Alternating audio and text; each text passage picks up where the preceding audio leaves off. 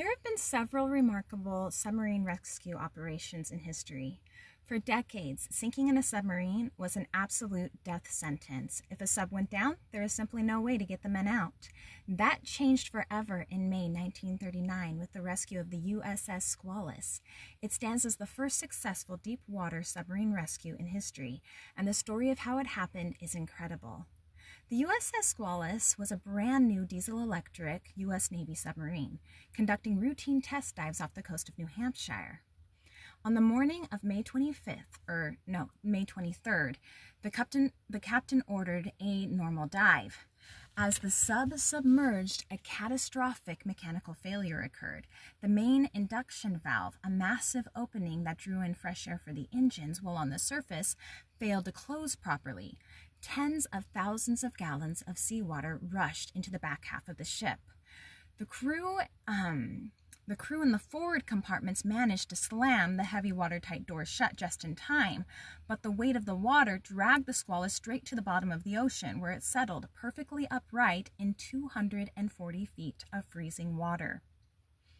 Of the 59 men on board, 26 drowned instantly in the flooded aft sections.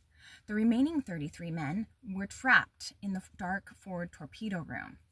They released a red smoke bomb and a telephone buoy to the surface, shut down all electricity to prevent fires, and waited in the pitch black as the temperature inside dropped to 4 degrees Celsius. Luckily, a sister submarine spotted the distress buoy, but the Navy had a massive problem. They had never successfully rescued anyone from a sunken submarine at this depth before. Enter Lieutenant Commander Charles Swede Mommsen, a legendary forward-thinking Navy officer. Mommsen had spent years developing an experimental invention that many in the Navy brass thought was foolish: the McCann Rescue Chamber, essentially a massive inverted steel diving bell. So a rescue ship, the USS Falcon, rushed to the scene. Expert Navy divers had to plunge 240 feet into the dark, freezing water. Working in pairs under massive physical pressure, the divers had to physically swim down to the sunken Squalus and attach a thick steel cable to the submarine's forward escape hatch. Once the cable was attached, the massive McCann rescue bell was lowered down the cable like an elevator. The bell lowered down, guided by the cable, and landed perfectly over the Squalus's hatch. Using rubber seals, the rescue crew pumped the water out of the bottom of the bell, creating a watertight vacuum seal against the submarine.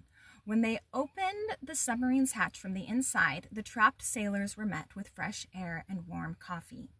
Because the bell could only hold about 8 to 9 people at a time, the rescue team had to make 4 grueling trips back and forth over the course of 14 hours.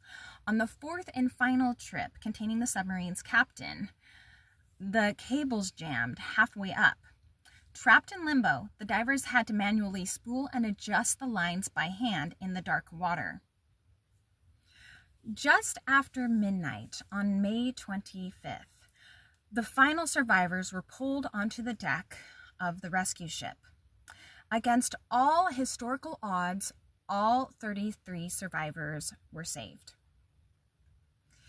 4 of the heroic rescue divers were awarded the Congressional Medal of Honor for their bravery in making the mission a success. In an amazing twist of history, the Navy actually raised the Squalus months later, repaired it, renamed it the USS Sailfish, and it went on to serve with distinction throughout World War II.